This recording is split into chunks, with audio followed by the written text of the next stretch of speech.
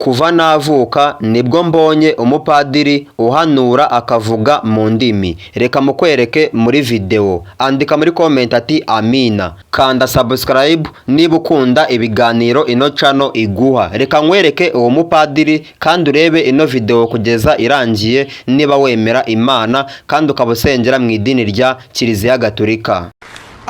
Tarasi meneke si perekora tasite pereke peresika tasike meneke. Yesu afite ububasha, afite imbaraga zose, afite ubushobozi bwose. Muri abana b'Imana. Andika muri comment niba nawe bino bintu bigushimishije. Reka ngire ikintu mbivugaho gikomeye. Mu Rwanda umuntu tuzi wari ukomeye yavugaga mu ndimi agakora ibitangaza ni nyakwigendera Padiri Obaridi Rugirangoga. Ni umwe mu bapadiri bazwi cyane mu Rwanda. Yabaye umupadiri muri Kiliziya Gatolika, akaba azwi cyane ku murimo wo gusenga, kumvisha abantu imbabazi, ubwiyunge n'ubugingo bwiza nyuma ya Jenoside yakorewe Abatutsi mu mwaka w'1994. Yari afite impano idasanzwe yo gusengera abarwayi n'abari bafite ibibazo by'umutima. Abantu benshi bakavuga ko ibyo yakoze byagize ingaruka zikomeye ku mibereho yabo. Uwo niwe mupadiri uzwi wavugaga indimi, agakora ibitangaza, agakiza indwara, agakora imirimo ikomeye cyane. Ese uriya mupadiri muramuzi?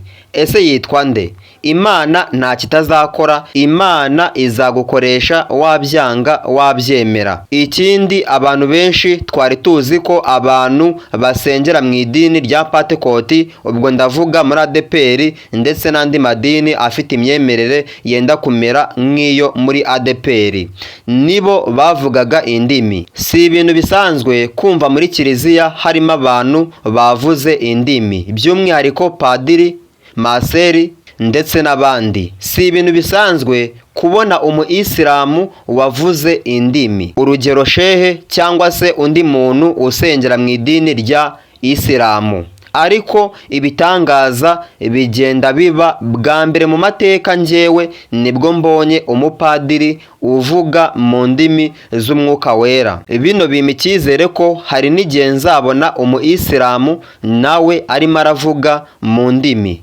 Ibi bintu si byiza? Andika muri comment niba nta mutima mubi. Ikindi, reka nkubwire ikindi kintu cy'ubwenge. Ukeneye kwamamaza ibikorwa byawe, ukeneye ko tugufungurira YouTube channel ihemba, duhamagare cyangwa utwandikire kuri WhatsApp kuri 07295080. Nutwandikira turagusubiza vuba, nunaduhamagara nabwo turagufasha kandi byose bikorerwa online. Ikintu cya mbere ni ukubaka icyizere. Naho ubundi reka dukomeze ibya video yacu. Muri uyu mwaka dutangiye w'2026 ibitangaza nibiragenda biboneka. Nubwo bitemewe na Kiliziya Gatolika, ariko murabizi ko mu karere ka Musanze mu ntara y'Amajyaruguru haherutse kuboneka ngo Bikira Mariya ku ipoto.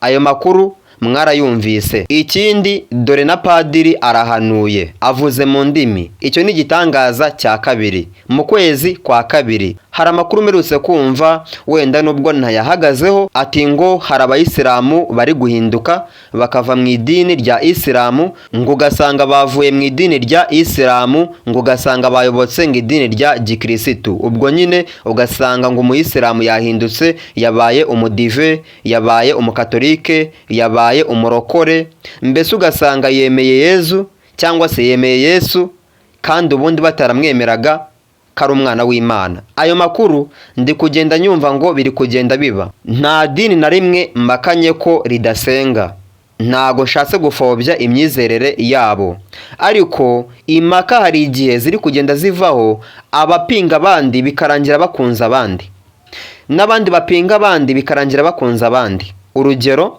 ugasanga umukatolike niyemera umurokore, bikarangira umukatolike ahindutse umurokore. Cyangwa se ugasanga umuyisilamu niyemera umukatolike, ariko nyuma ugasanga umuyisilamu yahindutse umukatolike, kimwe ko wasanga umukatolike yahindutse umuyisilamu. Ibyo ni ibintu biri gukunda, ni ibintu biri kuba muri ino minsi. Ese tubyite ko ari ya minsi ya nyuma? ese tubyite ko ari ya minsi y'imperuka? Ese twabyita iminsi y'imperuka ngo te? Kandi baravuze ngo ahubwo mu minsi y'imperuka ntago amadini azaba yumvikana. Ni ibintu by'ibitangaza biri kuba especially mu gihugu cy'u Rwanda. Niba ino video wari uyishimiye, kanda like, kanda share ino video uyisangize n'abandi bantu baba bakeneye amakuru nk'aya ngaya. Ikindi kandi ntiwibagirwe gukanda subscribe kuri ino channel yitwa Ibisasu TV niba ari irya mbere uyigezeho. Reka tuzahurire mu zindi video z'ubutaha. Ndabakunda. Ciao ciao.